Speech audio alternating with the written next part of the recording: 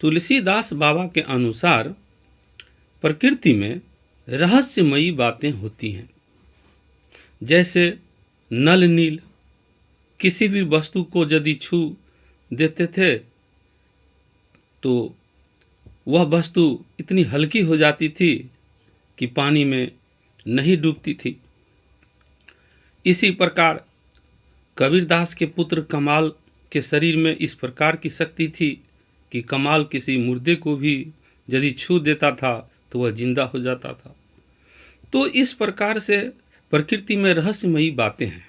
जैसे तुलसीदास जी लिखते हैं कि नाथ नील नल कपिदो भाई, लड़काई ऋषि आशीष पाई, तिनके परस किए गिरि भारे, तरी हहीं जलधि प्रताप तुम्हारे। अर्थात कि हे नाथ, नल और नील दो बंदर भाई ऐसे हैं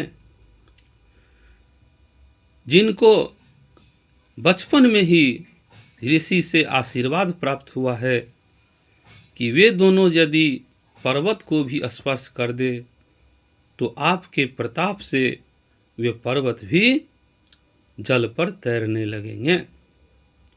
यहाँ तो स्पष्ट है कि नल और नील के शरीर में ऐसा प्रभाव था कि वे यदि पहाड़ को भी छू देते थे तो पहाड़ हल्का हो जाता था।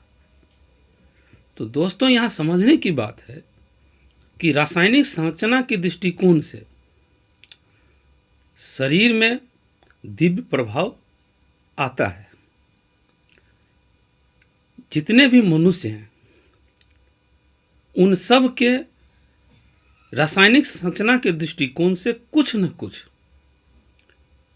प्रभाव अलग अलग हैं। कुछ ऐसे भी मनुष्य हैं जिनके शरीर में दिव्य प्रभाव है।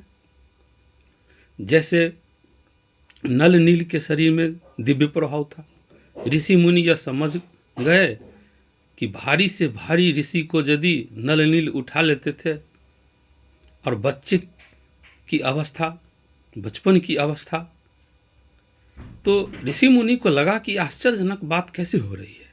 इसका मतलब इसके शरीर में ऐसा प्रभाव है कि भारी से भारी वस्तु को यदि नल नील छू देता है तो वह वस्तु हल्की हो जाती है। तो इसी का ऋषि मुनि ने एक अलग ढंग से हल निकाला कि यदि इस तरह से नल नील को मालूम हो गया, पता चल गया कि उसके पास में ऐसा प्रभाव है तो जुल्म हो जाएगा।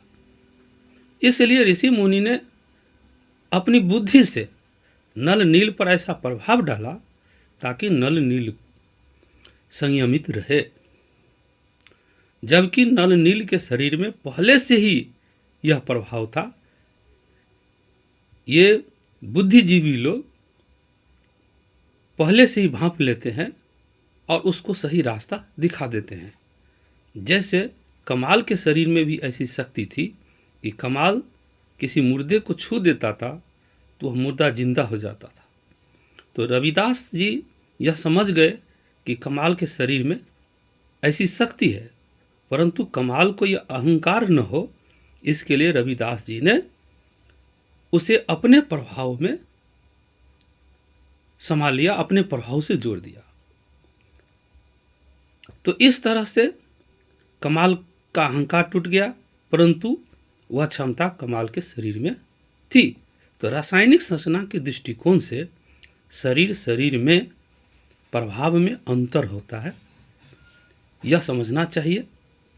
इधर उधर के बहकावे में नहीं आकर ठोस जानकारी रखनी चाहिए कि रासायनिक संरचना का प्रभाव के कारण शरीर के प्रभाव में अंतर आता है।